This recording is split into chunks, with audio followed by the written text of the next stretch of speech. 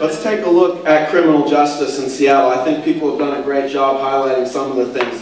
The one stat that always gets me about the criminal justice system here in Seattle was a report that the PI put out not too long ago that showed that 51% of the marijuana arrests in Seattle are African American, right? I mean, now be honest, people out here. Be honest with me. This is Seattle we're talking about, right? White people in Seattle like to light up. And we're talking about less than 10% of the population representing over 51% of the marijuana arrests. It's crazy, right? And I think the same institutional racism exists in the school system here in the public schools. That's a bold assertion.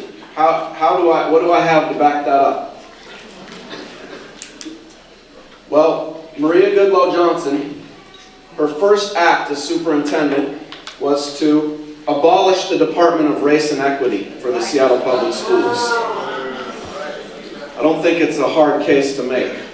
But then she did it just in time to announce school closures, and which schools do you think they targeted? Okay, we're looking at African American Academy. 99% minority, 85% low income. Cooper Elementary, 77% minority, 71% low income. Meany Middle School, 87% minority, 86% low income. Summit K-12, 50% minority, 47% low income. TT Minor right down the street, 84% minority, 78% low income, right? Our leaders seem content to ignore ideas for fundamental improvements for our society, because short-term fixes are always, I think, what our society is structured around.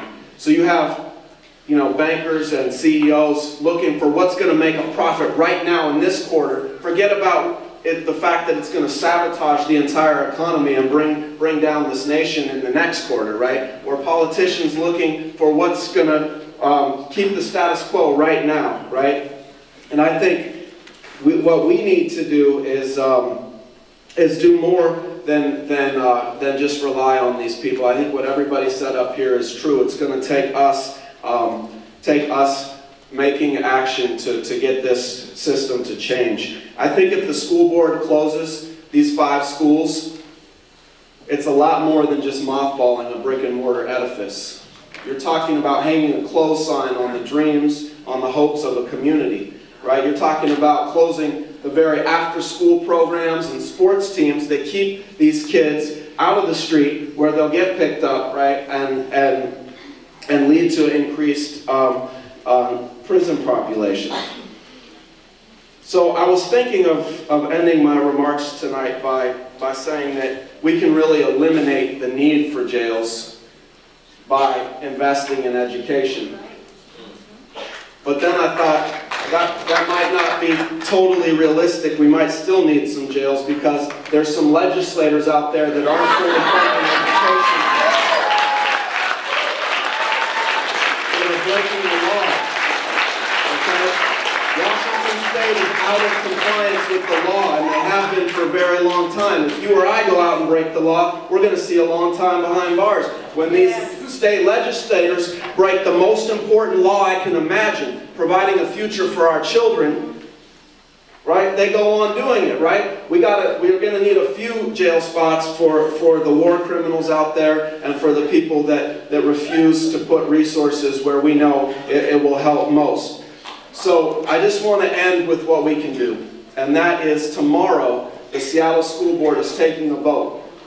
This is very timely that we're all here tonight because tomorrow the Seattle School Board will vote on whether to close these schools. And I intend to be down there with educators, students, and parents for a better vision of the public schools. We've united all these schools together into one powerful coalition that's actually begun to have an impact. We found out today that the school board members are starting to crack.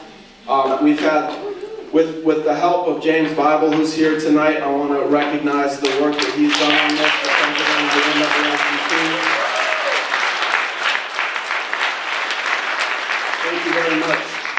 with the help that he's put forward by showing that this is a racially biased school closure plan, and the lawsuit that he is committed to waging if they do go through with the plan. With the feat that we got in the street last weekend, hundreds of parents who marched from T.T. Minor down to Garfield to say, we won't let them close our schools and then build a jail so they can get ready to put these kids somewhere when they don't have an education. Right? So tomorrow it is very important that everybody here go down to the John Stanford Center, which is the school district headquarters, where this vote will be taken to show our school board that our city, our community is against this school closure plan. I hope to see everyone out there. Thank you very much. Excuse me, 5 p.m. Come on out and support us. 5 p.m. John Stanford Center.